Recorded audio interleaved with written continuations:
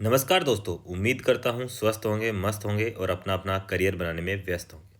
तो दोस्तों, आज मैं बात करने वाला हूँ विदाउट जेई आप आईआईटी में एडमिशन कैसे ले सकते हैं और विदाउट जेई आप एनआईटी में एडमिशन कैसे ले सकते हैं। तो दोस्तों, जेई मेंस का फर्स्ट अटेम्प्ट आपने दे लिया होगा, सेकंड अटेम्प्ट की आपकी तैयारी चल रही होगी। तो जिन बच्चों का जेई मेंस में स्कोर कम रहा है वो बच्चे इस वाले एग्ज़ाम फॉर्म को फिल कर सकते हैं। इससे आप आईआईटी में एडमिशन बिल्कुल ले सकते हैं और वो भी बिल्कुल सिंपल तरीके से। इतना हार्ड एग्ज़ाम ये होता नहीं है। बेसिकली जैसे जेई मेंस का जितना एग्ज़ाम हार्ड होता है उतना हार्ड एग्ज़ाम ये है नहीं। और जेई मेंस के कंपैरिजन में इसमें 30 गुना कम लोग एग्ज़ाम देते हैं दोस्तों। ठीक है, तो उस बिहाफ पे भी ये एग्ज़ाम आपके लिए फ़ायदेमंद होने वाला है। कंपटीशन कम है, काफ़ी कम लोगों को पता है। और ये जो एग्ज़ाम है 2021 से स्टार्ट हुआ है। ठीक है, और इस एग्ज़ाम का जो फुल फॉर्म है वो है NCT, national common entrance test. और ये भी जो एनटीए होता है वही कंडक्ट करवाता है ये एग्ज़ाम। और इसमें क्या होता है, आईआईटी और एनआईटी में क्या होता है, एक कोर्स होता है जिसको बोलते हैं अपन इंटीग्रेटेड टीचर एजुकेशन प्रोग्राम। ये दोस्तों 4 साल का कोर्स होता है आईआईटी के अंदर। बीए, बीएससी या बीकॉम विथ बीएड, तो ये 4 साल का प्रोग्राम रहेगा। 3 साल तक आपका बीएससी या बीकॉम चलेगा या बीए चलेगा और 1 साल का आपका बीएड होगा। इसमें आपके लिए आगे अपॉर्चुनिटी रहती है कि आप टीचिंग लाइन में जा सकते हैं या और कोई फील्ड में जा सकते हैं।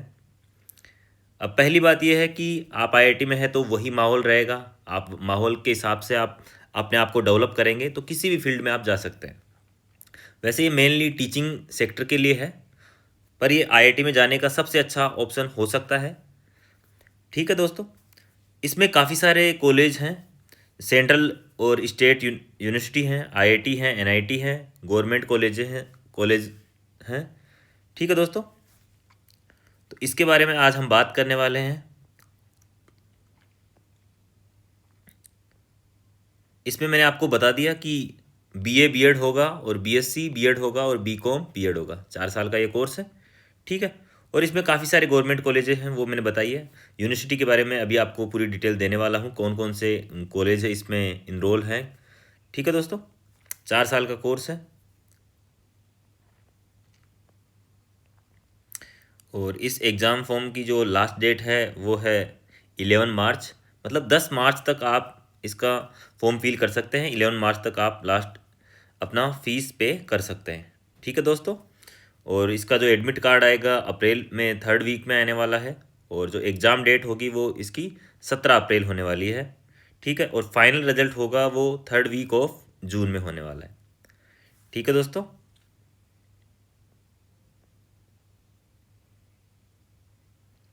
एलिजिबिलिटी की बात करूं तो आपका बस 12th पास होना चाहिए और 12th में आपके पास में 60% स्कोर होना चाहिए। 60% आपके परसेंटेज होने चाहिए। 75% का कोई क्राइटेरिया इसमें नहीं है। ठीक है दोस्तों, 60% आपके 12th में है तो आप ये एग्ज़ाम के लिए एलिजिबल हैं। और 2025 वाले जो स्टूडेंट हैं वो भी इस फॉर्म को फिल कर सकते हैं, जो ड्रॉप आउट है, जिन्होंने ड्रॉप लिया है। 26 वाले भी एग्ज़ाम दे सकते हैं। ठीक है, इसकी जो रजिस्ट्रेशन फ़ीस की मैं बात करूं तो जनरल के लिए 1200 रुपये है, ओबीसी के लिए 1000 रुपये है और एसटी और एससी के लिए कितना, 650 रुपये। ठीक है,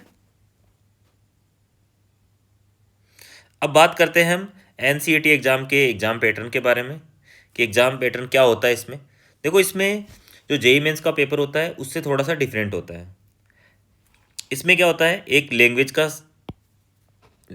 का सेक्शन होता है। उसमें क्या होता है, अपने पास में डिफरेंट लैंग्वेज होती हैं, 38 डिफरेंट लैंग्वेज होती हैं। ठीक है, उसमें से आपको 2 लैंग्वेज सेलेक्ट करनी होती है कोई भी। उसमें आपके पास में हिंदी, उर्दू, संस्कृत, बंगाली, मराठी, काफ़ी सारी लैंग्वेज है। जो आपको पसंद है उनमें से आप 2 लैंग्वेज आप सेलेक्ट कर सकते हैं दोस्तों। और उन लैंग्वेज में से एक लैंग्वेज में से कितने क्वेश्चन आने वाले हैं, 23 क्वेश्चन आने वाले हैं। और 23 में से आपको जो करने होते हैं वो कितने, 20 क्वेश्चन आपको करने होते हैं। ठीक है, और इसी के अंदर ये टोटल मिला के कितने क्वेश्चन हो गए, 40 क्वेश्चंस हो गए। और सेक्शन सेकंड आएगा डोमेन। इसमें क्या आएगा, जो डोमेन होगा उसमें 3 सब्जेक्ट आपको सिलेक्ट करने होते हैं। ठीक है दोस्तों। अब इसमें कितने डोमेन होते हैं, 26 सब्जेक्ट इसमें होते हैं। अब 26 सब्जेक्ट कौन कौन से होते हैं, अभी मैं आपको इसकी लिस्ट देने वाला हूँ। उसमें हो गया फिजिक्स, केमिस्ट्री, मैथ, बायोलॉजी हो गया, सोशल हो गया, काफ़ी सारे सब्जेक्ट हैं जो कि मैं आपको डिटेल में देने वाला हूँ। ठीक है। उन सब्जेक्ट के आप हिसाब से आप अपना सब्जेक्ट सेलेक्ट कर सकते हैं, जो आपको ठीक लगे वो 3 सब्जेक्ट आप सेलेक्ट कर सकते हैं। एक ईच सब्जेक्ट के 28 क्वेश्चंस आएंगे और उनमें से आपको करना होगा 25 क्वेश्चंस। ठीक है। ऐसे मिला के ये टोटल क्वेश्चंस हो जाते हैं 75 क्वेश्चंस हो गए। ठीक है। सेक्शन थर्ड आएगा, उसमें जो होगा 28 क्वेश्चंस आएंगे। ये सबको लिए मैंडेटरी है। 28 क्वेश्चन आएंगे, उसमें से 25 करने होंगे। तो 25 क्वेश्चंस यहाँ पे आपको कंपल्सरी है। सेक्शन 4 होगा, ये भी आपके लिए कंपल्सरी है। इसमें 23 क्वेश्चंस आएंगे और 20 क्वेश्चन आपको करने होंगे। टीचिंग एप्टीट्यूड के क्वेश्चंस होंगे, जिसमें आपके पास हो सकता है कि वो पूछा जाए कि टीचिंग किस तरह से करवानी चाहिए, टीचिंग के लिए क्या रिक्वायरमेंट होनी चाहिए, क्लास में क्या होना चाहिए, क्या नहीं होना चाहिए, उस टाइप के बिल्कुल ईजी वाले क्वेश्चंस आएंगे। और एक बात मैं आपको बता देता हूँ, जितने भी ये क्वेश्चंस होंगे इनमें नेगेटिव मार्किंग नहीं होगी। ठीक है। और एक क्वेश्चन कितने मार्क्स का होने वाला है, 4 मार्क्स का होने वाला है। ठीक है। और ये टोटल क्वेश्चंस हो गए, मैं बात करूँ क्वेश्चंस की, तो ये कितने हो गए, 160 क्वेश्चन हो गए मेरे पास में टोटल। वैसे तो 181 क्वेश्चंस आएंगे मेरे पास में टोटल, और इसमें से 160 क्वेश्चन मेरे पास में करने होंगे। इसमें से 160 होंगे और एक क्वेश्चन कितने नंबर का हो गया, 4 मार्क्स का हो गया। तो कितना पेपर हो गया, 640 मार्क्स का मेरे पास में पेपर हो गया। ठीक है। और इसमें जो नेगेटिव मार्किंग है, वो नेगेटिव मार्किंग बिल्कुल भी नहीं है दोस्तों, नेगेटिव मार्किंग नहीं है इसमें।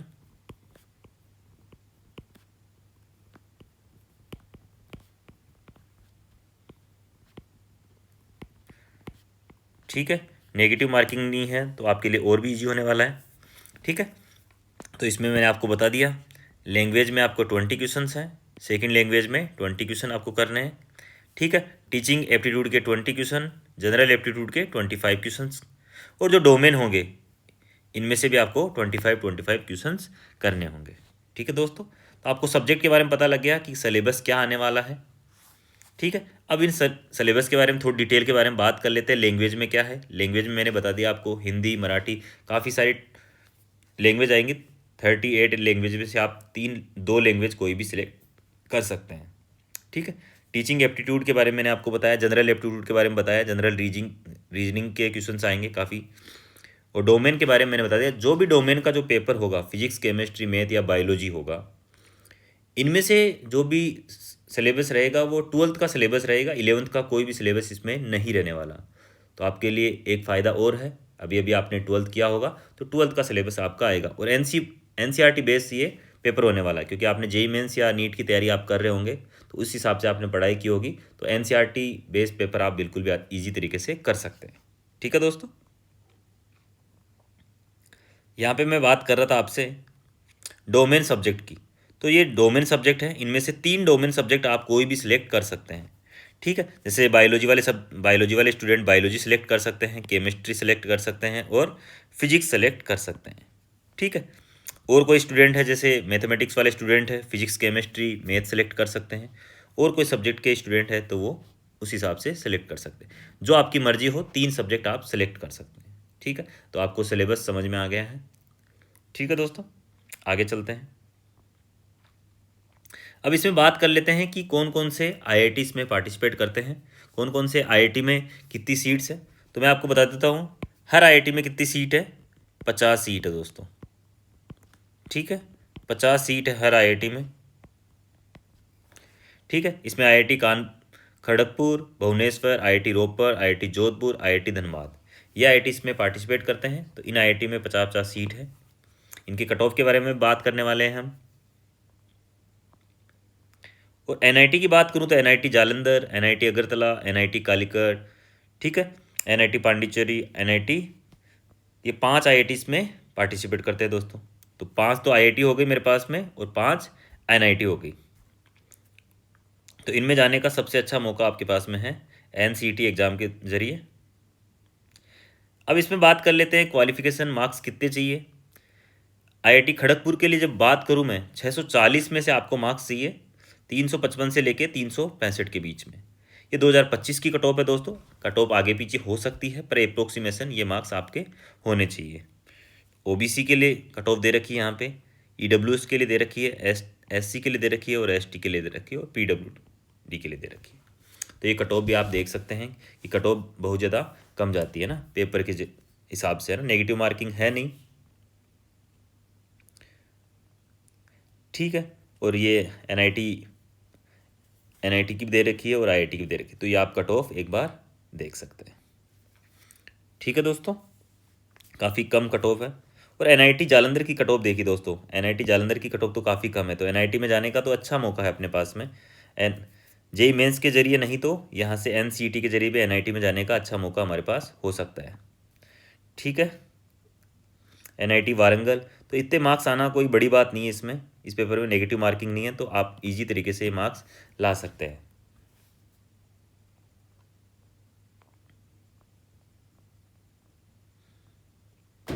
ये आईआईटी जोधपुर के आप कट ऑफ देख सकते हैं। तो इस तरीके से इस फॉर्म की जो लास्ट डेट है वो 10 मार्च है। तो दोस्तों जल्दी से फॉर्म फिल कर दीजिए, काफ़ी अच्छा ऑप्शन हो सकता है। जेई मेंस में सिलेक्शन हो या नहीं हो, पर यहाँ पे सिलेक्शन का अच्छा मौका है, ठीक है दोस्तों। बेस्ट ऑफ लक, मिलते हैं नेक्स्ट वीडियो में। Thank you so much.